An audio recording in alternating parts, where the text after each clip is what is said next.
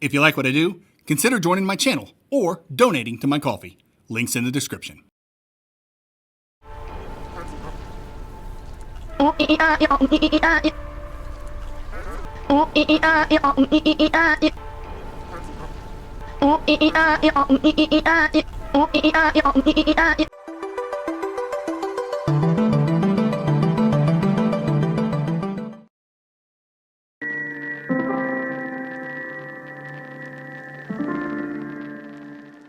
I kinda went on a roller coaster ride with ReSetna. It looked interesting enough to me to try out its demo a few months back, and after completing the demo, I was left wanting. I felt what was on offer was okay, but I also felt the devs withheld a lot of the game's potential from players. For instance, players only had access to one of 3 weapons, there were 0 hacking skills to play around with, and there were no interesting abilities to experiment with outside the double jump, which, in the MV space, is far from novel. But that's the critical nature of demos. Sometimes only showing off a portion of your game can set expectations that aren't true representations of the experience. I could see the potential ReSetna had, but it looked like I'd have to wait for the full release to see that potential come to fruition. And now that ReSetna's finally released and I've played through and experienced its potential, I can finally say that I genuinely enjoyed the game. I've got a lot to say about it, but at the end of the day, ReSetna does some interesting things to mix up the MV formula that kept me hooked till the end. So, what's ReSetna about? You play as ReSetna, a robot that's been awoken to put a stop to the mysterious signal driving robots to madness. But could there be more to this tale than meets the eye? What really is going on in this world, and who exactly is ReSetna? There's only one way to find out. Uncovering this world's cryptic truth is pretty fun, but is it fun enough to please the most hardcore Metroidvania? Combat. So, talking about ReSetna's combat this early after its launch is kinda difficult because the devs are freakishly receptive and are taking player feedback and improving the game even as I type out this script. So, there's a good chance my video will be outdated before it publishes, which is fine by me. You'll love to see devs listening to their audience. That said, the following discussion about combat is based on a very early build of ReSetna with maybe a patch or 2. I want to discuss ReSetna's combat in 2 phases. The first phase is called meh, and the second phase is called because something happened that made me love the combat in this game. Let's start with the meh phase. At the beginning of the game, combat was kinda just okay with some interesting bits here and there. ReSetna starts with dual axes she uses to do some ground combos. Her aerial attacks have some significant hang time, which I thought was fun and ideal for aerial combat, but nothing mind-blowing. Then you discover the ground attacks, and that made things a little interesting. I mentioned there are 3 weapons you get in ReSetna, and you can switch these weapons on the fly using the D-pad. Each weapon has their own attack animations and feel, but it's their ground attacks that differentiates them. My favorite was the Axe's ground attack, where it makes a swirling tornado of death that continually hits enemies. I liked to place the tornado down, dodge behind enemies, and then smack them into the tornado for massive damage. That was probably the funnest thing ReSetna's early combat provided for me. Sure, the other weapons' ground attacks were cool, but nothing hit quite like the Axis tornado. That brings us to ReSetna's defensive options. I mentioned the dodge earlier, and I like ReSetna's dodge. It's quick, responsive, and can be spammed with 0 repercussions because there's very little downtime between dodges and there's no stamina bar. ReSetna can also heal herself with Estus Flask type charges, and she also has a parry, which is exactly what it is. Parry enemy attacks to stop them and hit them with a counter. I'm not a parry guy, so I never used it, but it worked for me when I did use it. It also worked when enemies tried parrying me. ReSetna doesn't allow players to get too comfortable with spamming combos, and enemies will punish spammers by parrying their attacks. I appreciated this because it forced me to approach encounters with intent. My suggestion? Hit a couple times with the ground combo, do a ground attack, dodge behind the enemy, and then wail on them until they die or the tornado disappears. Getting in a charged attack is another way to avoid getting parried. As you can see, ReSetna gives you plenty of offensive and defensive options, but everything I've described is just stuff you get out the gate. ReSetna's combat evolves as you unlock hacks and chips. Hacks are like magic spells. There are only a few in the game, but they're pretty fun to use. I was a fan of the passive hack that lets you turn aggroed enemies passive. Some giant monstrosity could be charging right at me, and all I had to do was hack them to cool them down. And hacking is done on a cooldown as opposed to using MP, and I like that in my MVs personally. ReSetna also unlocks a force field that negates all damage before breaking. Wait for this bar to recharge, and you can use the shield again. And that's ReSetna's combat in a nutshell. So why is this called the meh section? Mainly because it's just that. Meh. I didn't find anything wrong with ReSetna's combat. If anything, it just ticked all the boxes I'd expect from a combat-focused game. Overall, I found ReSetna's combat to be serviceable. It worked well enough, but it didn't stick out in any way, and I found myself slide dodging through most of the game's enemy encounters. Combat just wasn't that fun for me. Until I discovered the Vibrant Strike chip. I mentioned chips earlier, but didn't dive into them because I'm saving chip discussion for the progression section. But we have to talk about Vibrant Strike chip. This bad boy saved ReSetna's combat for me. In ReSetna, you can find and equip chips that give you ranged attacks for your weapons. The first ranged attack you'll probably find is the axes, and it's okay. It's nothing special and is largely forgettable, but when you unlock the sword and then find the Vibrant Strike chip, oh baby, does this game change drastically.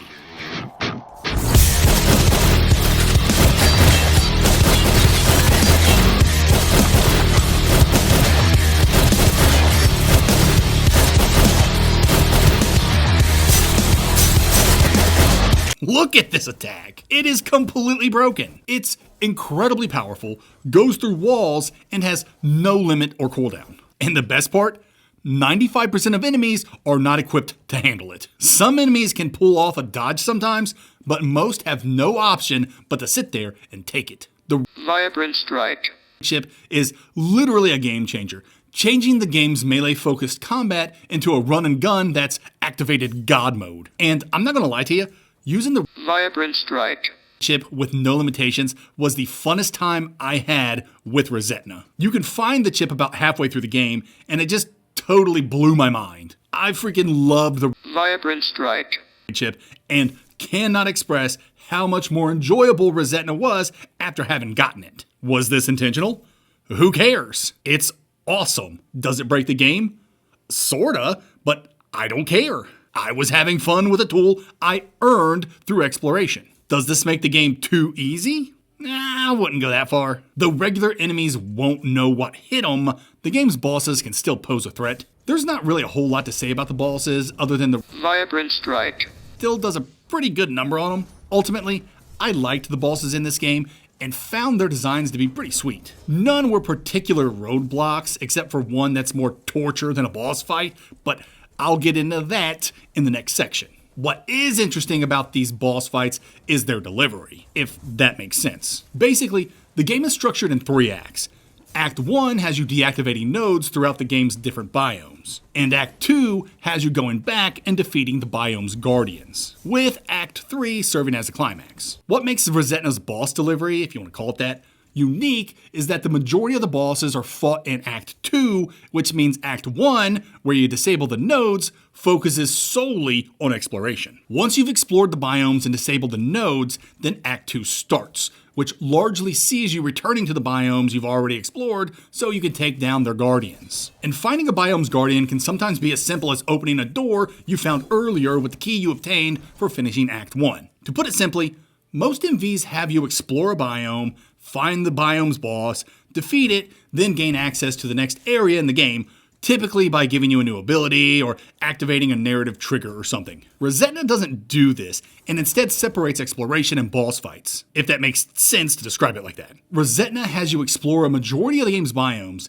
then it has you return to the hub to then be assigned to return to those biomes to take on the bosses. There is a narrative reason for this, so don't think the game's just being different for different sake. That being said, I don't really know how I feel about this implementation. Not every boss is saved for the second act, mind you, but most are. And this separation of exploration and boss fights is unique, to say the least. I guess now that I'm thinking about it, I would say that I liked it. It was different for sure, and sometimes different is good. And just to make things clear, the second act isn't just boss fights. More biomes are introduced, as well as an interesting fetch quest that leads to the game's worst section. So yeah, there's still variety to be had, whether you like it or not. That's it for the combat section. ReSetna's combat starts off as serviceable, but nothing special. Until you start experimenting with its deeper mechanics, particularly the chips. While early game encounters felt just okay,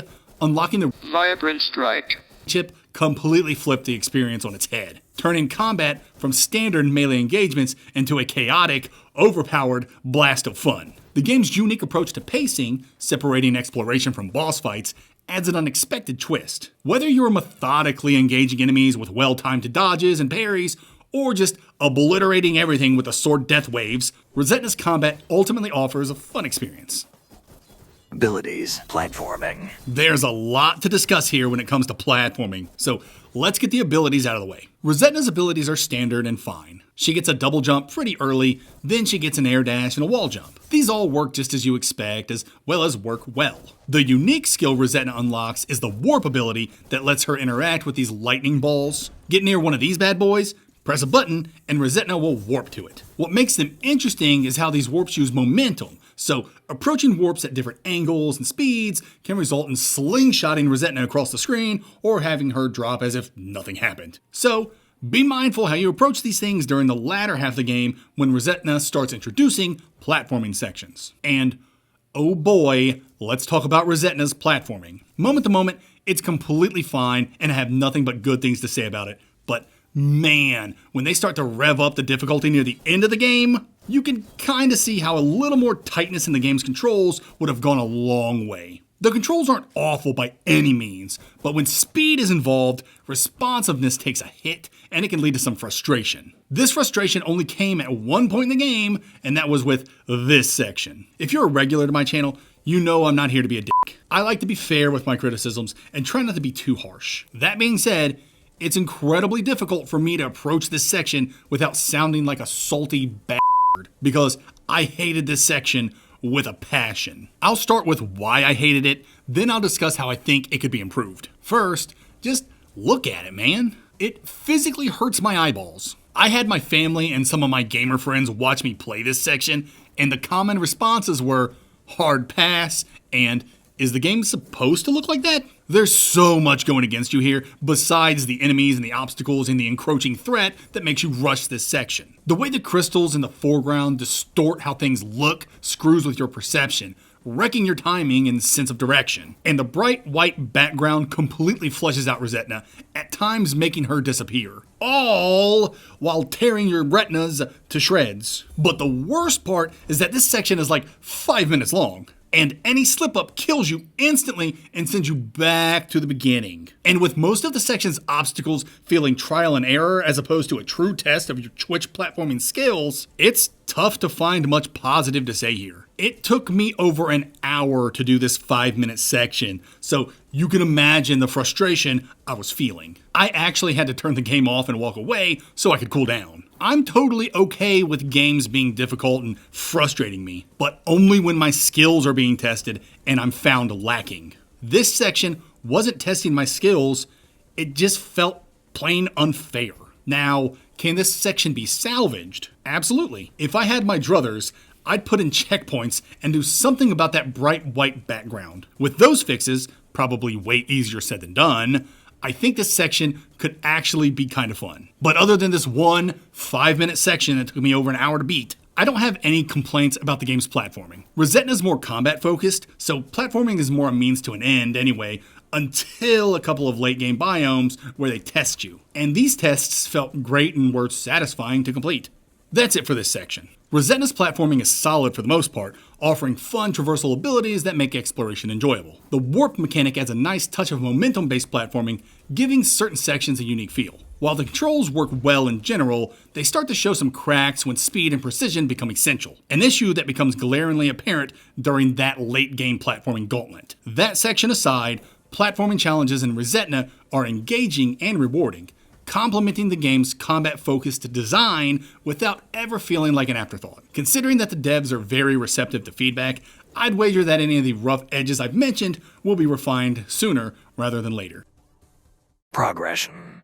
If I had to point out one weakness in ReSetna, it'd be its progression. And a lot of it comes from the game's lack of communication to the player. You'll collect items and get upgrades, but you'll have no idea what happened. But I'm getting a little ahead of myself.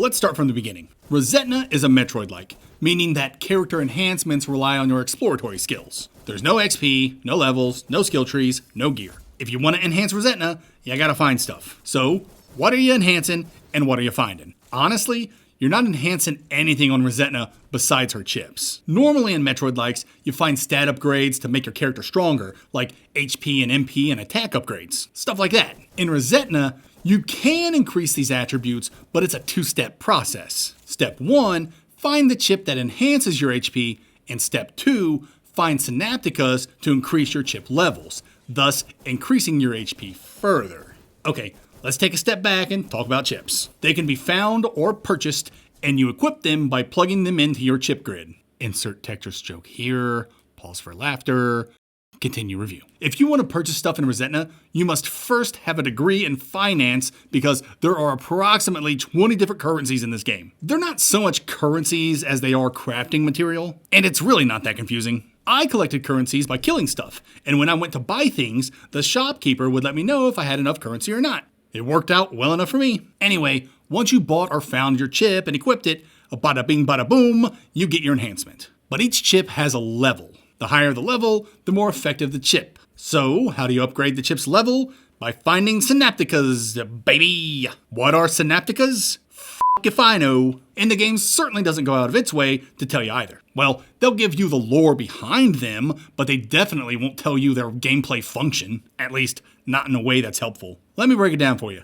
These discs, they're synaptica. But the game doesn't tell you that. Not even with a little dialogue box. You just kind of pick it up and that's it. But apparently, there's synaptica because if I collect so many, I can return back to this fine fellow and he'll give me more powerful chips. Which is actually misleading because he doesn't give you anything. He instead levels up the chips that you already have, which is fantastic, but you wouldn't know because the game doesn't tell you. You just gotta kind of figure it out. So, a quick recap on enhancing ReSetna. Find or buy chips, equip chips, find synaptica, return to Synaptica Guide to level up chips. It's actually pretty easy and a unique and interesting system. Its only real drawback is that none of this is communicated to players, nor is it very obvious. I was able to piece it together eventually, but that's not ideal design in my opinion. ReSetna does have a bunch of side quests, and most are available in the game's second act, the Guardian Busting Act, where you take on the bosses. The side quests before this act are game spanning and give tangible rewards, namely the Synaptica side quest that levels up your chips. The game's other side quests reward you in lore. Perhaps they affect the game's ending in some way, but I'm not certain. And that's it for progression. ReSetna's progression system is unique and offers an interesting twist on traditional Metroid-like upgrades, but its big flaw is how poorly it communicates its mechanics to the player. The chip system and Synaptica upgrades make for a compelling and flexible approach to character enhancement, yet the lack of clear explanations makes it more confusing than it ought to be. Once you figure it out, it works well, but the game doesn't do you any favors in getting there. That said, the side quests and optional upgrades provide some solid incentives for exploration, even if many of their rewards lean more towards lore than tangible gameplay benefits. With a bit more clarity in how progression is conveyed, ReSetna's upgrade system could go from frustratingly vague to a standout feature.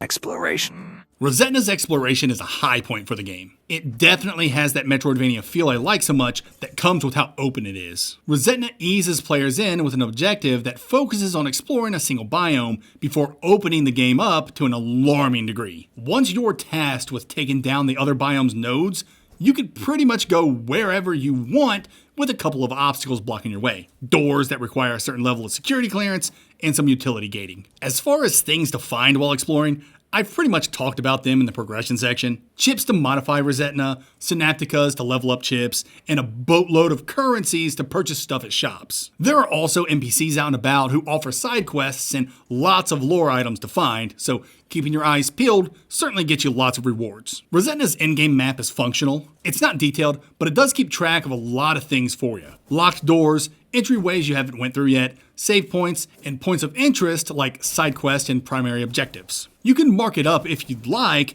and you even get 10 shards you can use to take pictures of locations to pin on your map, just like in Prince of Persia: The Lost Crown and Biomorph. And the game's fast travel is exactly what I want in MVs. It's given to you as soon as possible, and you can travel between any save points you found. It really is that simple, and simple is never a bad thing. But even though the map automatically places objectives on itself, don't think you won't get lost. ReSetna does not hold your hand when it comes to getting ability upgrades. During exploration in the first act, you'll be stopped many times because you don't have the ability needed to go further. And this abilitiesing reaches its apex once you've scoured the entire map and have no idea where to go next. There was a moment when I had no clue where to go and spent a couple of hours backtracking, revisiting areas for something I missed, and studying my map for any paths I may have overlooked. That's right.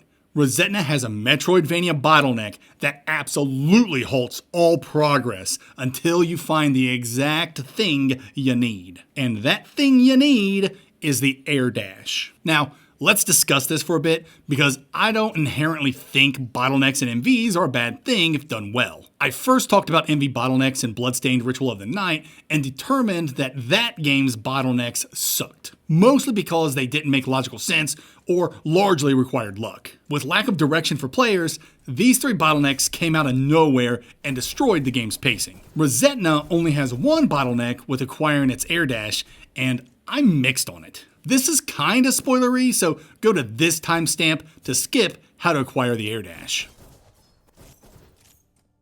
Anyway, on one hand, I think this bottleneck works because not obtaining the air dash comes down to a player's lack of observation, not some random bullshit like in Ritual of the Night. Seriously, how was I supposed to know the librarian could convert my photo to an ID? Real librarians don't even do that. Anyway, here's what happened to me. I got to this spot, saw that I couldn't get past this electric floor, and decided I needed to come back once I found an ability. This is a common mistake for players and game designers alike. In actuality, the ability I needed to overcome this obstacle is in this room and can be obtained simply by spotting this ladder. But I didn't spot this ladder at first, and it resulted in 2 hours of pointless backtracking. And this is why I'm mixed on this bottleneck. 2 hours of backtracking because I missed one simple ladder? That's a little harsh, don't you think? So on the one hand, it's a decent bottleneck because missing it is all on me and not on flawed logic or luck. But on the other hand, the punishment for missing it can be quite severe. I'm not saying everyone who misses this ladder is doomed to a 2-hour backtracking fiasco, but it's definitely something that can happen.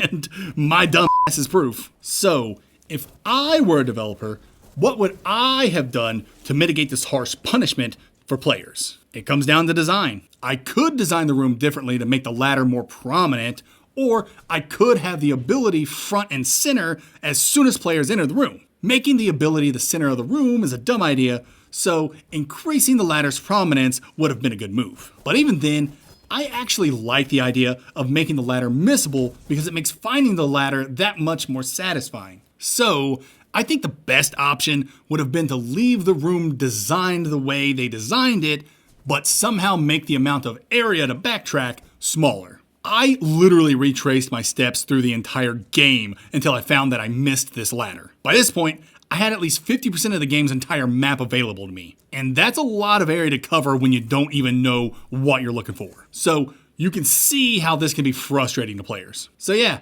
I think somehow reducing the amount of area the player has to backtrack would fix this. An easy solution would be to trap the player in the room until they found the ladder, but I hate when games do that, so a more clever alternative might be better. Maybe somehow limit players to the current biome? That's still a lot of area to cover, but it's significantly less when compared to the entirety of the game's map. This may not be the best solution, but I think it would have helped alleviate the 2-hour frustration I had to endure just because I missed a ladder. But then again, this is a skill issue on my part because the ladder is just right there. All I had to do was see it.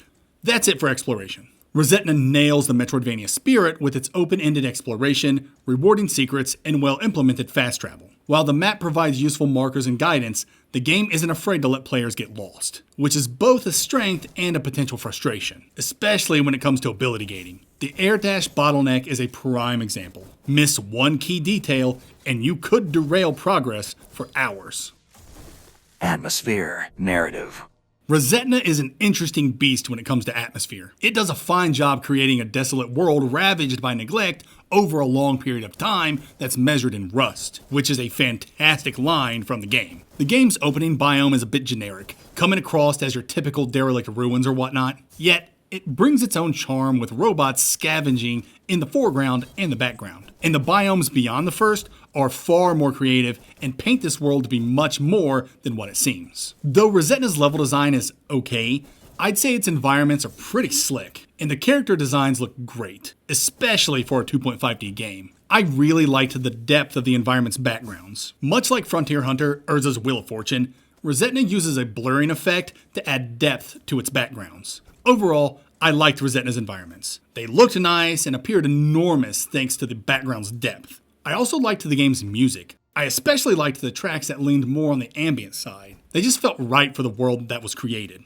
And what world did they create? Well, that involved me diving into the game's narrative, and I don't think getting specific is a good idea. A big draw to ReSetna is uncovering the game's mysteries yourself. What's happening to this world? Who is ReSetna? What is the signal? Among other questions. And to unravel these mysteries, you're going to need to do a lot of reading. Diary entries, bestiaries, data files on locations and NPCs. There is a ton of information to pore over, so if you want to figure out what's going on in this game, you're going to have to do the assigned reading. If you decide to do this reading, you'll find a story of science gone dreadfully wrong. It's a fascinating read, if I say so myself. I can't confirm, but I think there's only one ending in the game. Anything that you'd think would lead to another ending seems to only be there for achievement's sake.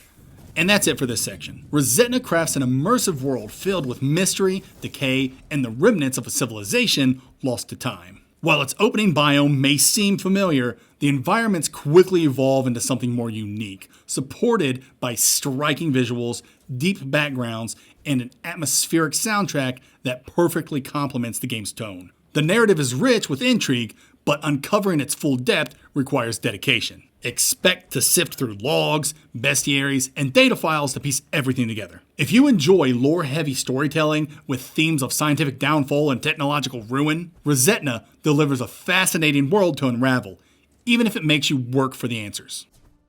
Final thoughts and score. ReSetna is an ambitious Metroidvania that delivers a compelling world, interesting combat, and satisfying exploration.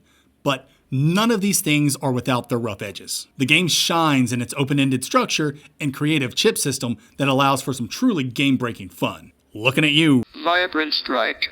The platforming is solid for the most part, though some late-game sections expose minor control issues that can lead to frustration. And while the world itself is fascinating, the game's lack of communication when it comes to progression can cause unnecessary confusion. The atmosphere and narrative are strong, offering a deep sci-fi mystery filled with lore, but the story's heavy reliance on scattered logs means you'll need to do some homework to fully appreciate its depth. Boss fights are well designed, but oddly compartmentalized into the game's second act, making for a unique, if somewhat uneven, structure that I thought was actually kinda cool. Overall, ReSetna is a solid Metroidvania with great ideas, a few missteps, and a promising future, especially with the devs actively tweaking and improving the experience. If you can push through its occasional frustrations, i.e. this insane chase sequence, there's a lot to enjoy here, especially with the Vibrant Strike.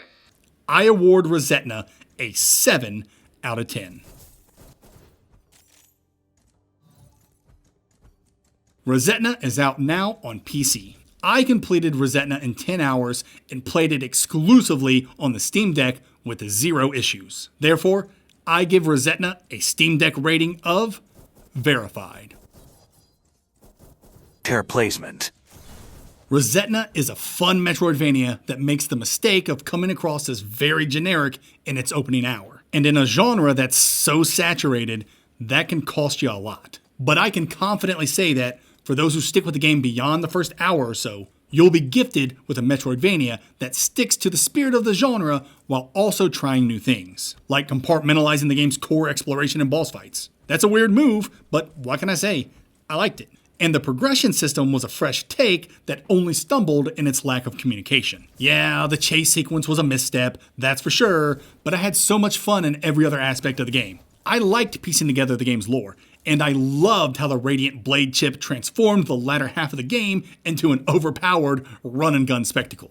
ReSetna sword-wave death beams its way into the C tier.